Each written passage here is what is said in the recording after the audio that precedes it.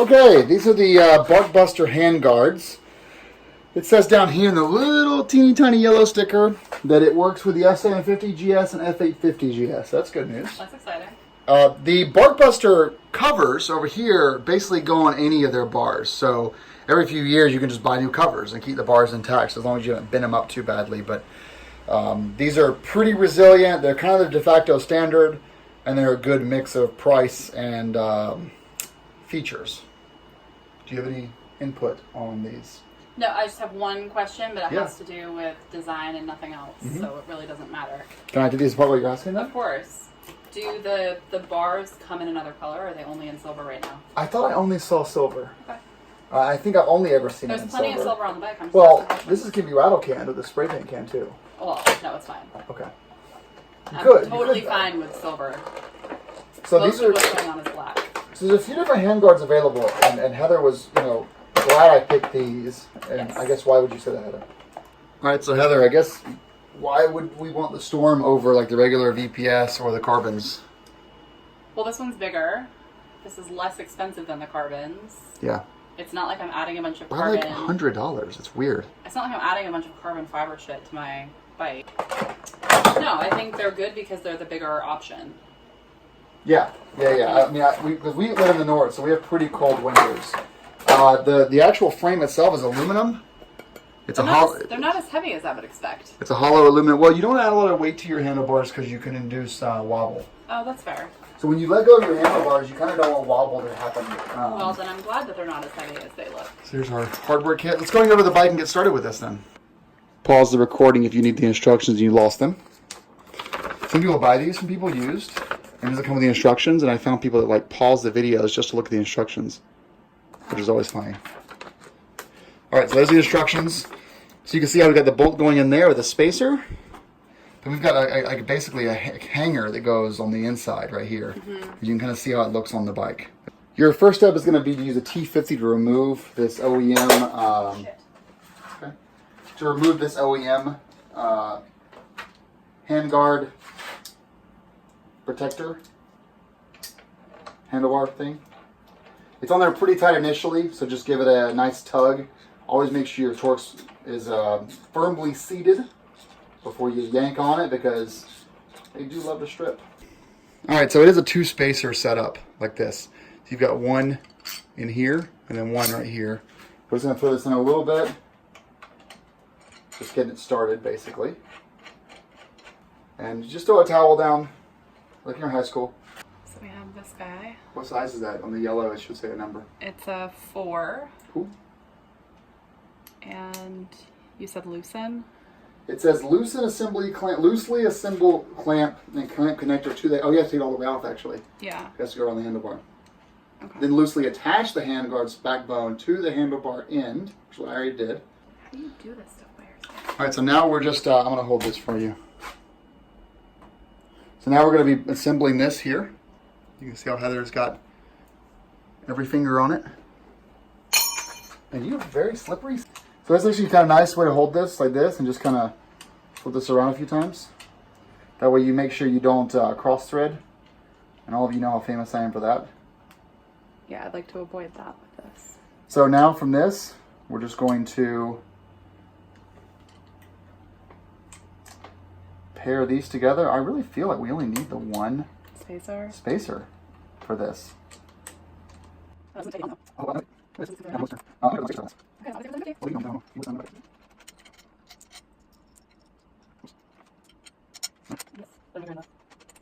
Okay, so we've gone to the one spacer setup, everyone.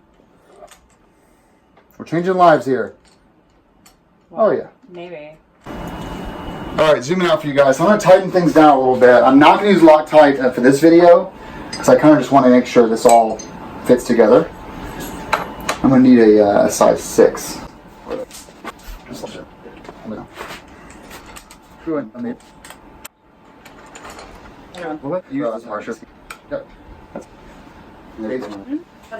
What's this? I was 4. Yeah.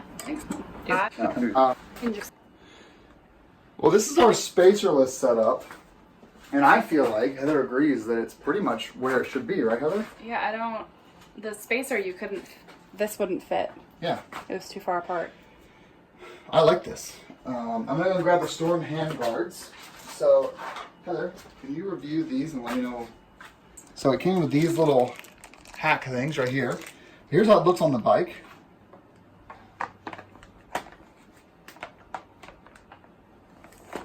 Thoughts? Okay, so for these, what you're doing is you're only using this outside mount here. So you're putting this between the aluminum bracket, using these two small screws, and then you're using a big screw that comes with it for the outside mount. So what we're going to do is we're going to basically kind of stage this up. Heather will hold this thing and this piece, or I can hold this thing and this piece, you can screw it in. Alright, so now we're just going to finish up this by tightening things down. So we're lifting this back up to the stock location. You want your lever to be right at the bar for the most coverage. And we're still not using Loctite for this installation because we're actually going to have this hang out for a little bit and do a few days of riding before we actually Loctite it up. But if you're going to go on a big trip and you don't want to screw around with it while you're on the trip, then definitely use the 242 that's on my Amazon store. That's like a required thing. I buy it by the gallon.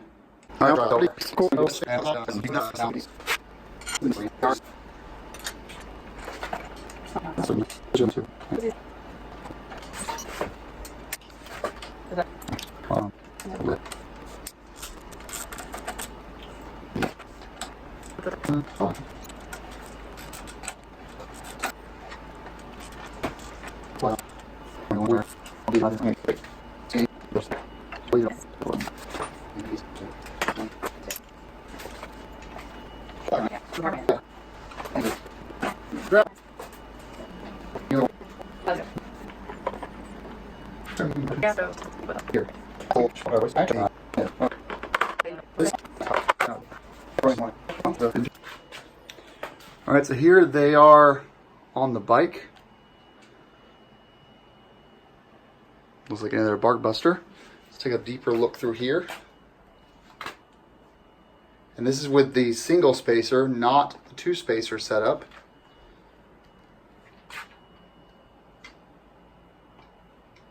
And on the back side,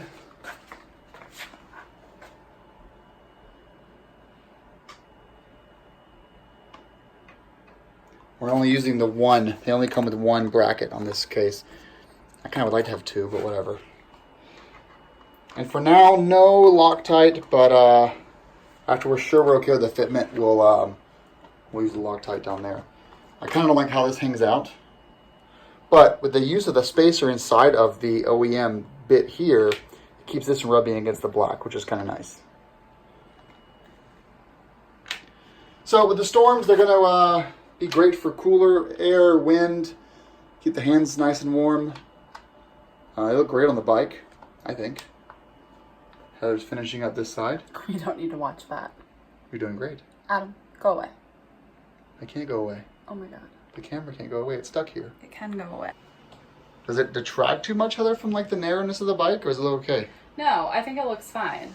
I mean, I agree with you. It's sort of, the covers are kind of cheap quality, but I don't need to be putting super expensive things on this bike when I'm very likely to drop it initially.